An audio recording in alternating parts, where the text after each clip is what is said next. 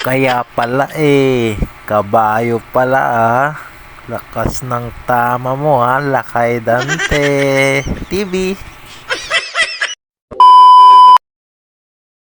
Ito ang mahiwagang tumbler. Ito mahiwagang tumbler kasi UP siya guys Nilaglag ko ito nung sa EDSA. Buti nabalikan ko pa. So dito guys may UP siya konti dito. Pero sa baba niya noon malaki yung UP niya guys. Yung strap niya guys yan may purpose yan. Sinasabit ko sa motor ko to guys. So yan. So may nabibili sa dito sa may Lazada ganito guys nabibili. So ito na siya guys Di ko alam kung saan galing ito noon guys. Sa yung tali ata ng short ko to. Yan guys yan. Higpitan mo lang yan. Sabit ko. So yan guys may sabitan naman yung tumbler natin di ba? Sinabit ko diyan guys. Nakalaylay siya. Umuuntog-untog diyan pagka malulubak ako guys, maingay. So ginawang ko ng strap siya guys para hindi sa laylay. Dapat nakapatong sa may foot peg yung dulo ng tumbler natin para hindi umaalog-alog guys. Yan, okay na siya dyan. So yun guys, so ito naman yung rubber nya guys. So napupulot lang natin sa daan nito guys. Maraming nahuhulugan ng rubber yung mga tumbler nila guys.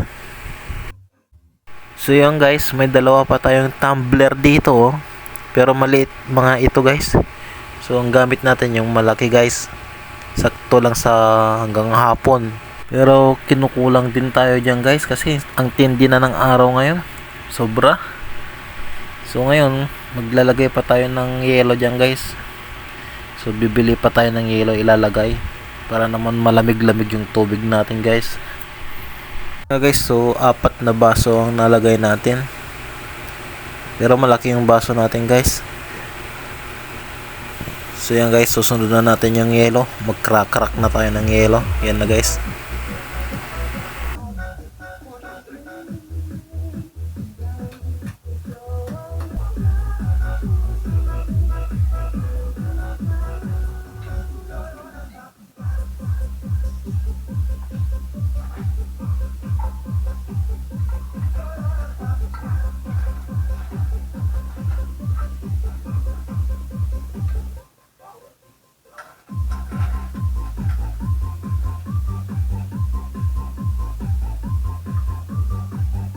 Pagkatapos malagyan yung tumbler natin, so may natira pang yelo.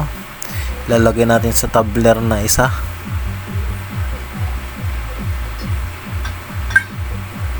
Para kinagabihan may gagamitin pa tayo guys pagdating natin. 10 hours later. Yun, kararating lang natin guys. So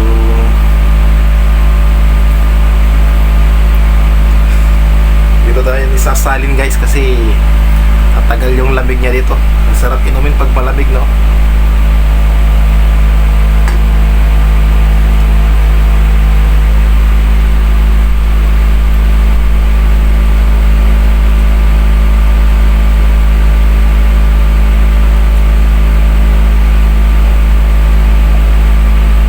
Huwag kang pupulan.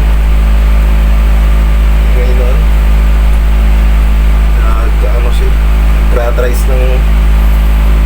dry ng dryer dryer sila inaba tagay na 5 minutes later.